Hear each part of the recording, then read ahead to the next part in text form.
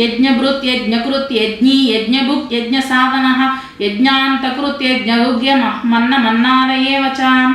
யஜ்ஞபுருத் யஜ்ஞங்கள் வந்து அதை வந்து காப்பாற்றுறவர். யஜ்ஞத்தை வந்து யார் பண்ணுறாங்களோ ருஷிகள் மாமுனிகளை வந்து காப்பாற்றுறவர் அவர் வந்து.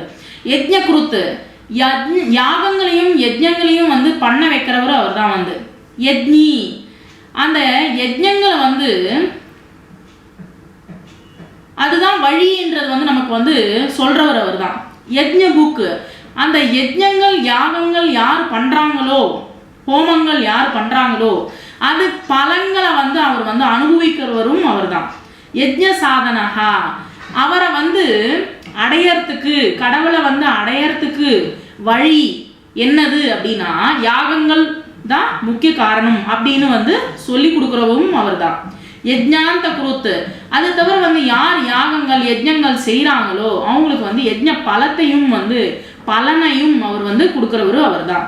யஜ்ஞ குஹ்ய அந்த யஜ்ஞத்தில் இருக்கிற எல்லா விஷயங்களும் தானாக தான் இருக்காரு. அன்னம் அன்னம் அப்படின்னா அதில் போடுற ஆகாரம், தட் மீன்ஸ் வந்து நம்ம கொடுக்குற அன்னத்தை கூட வந்து அவர் வந்து அன்னமா ரூபத்தில் கூட அவர் தான் இருக்காரு. அன்னாத ஏவச்சா அப்படின்னா அந்த அன்னத்தையும் வந்து அக்னி ரூபத்தில் வந்து ஆவாகயானம் பண்ணிக்கிறதும் அவர் தான் வந்து.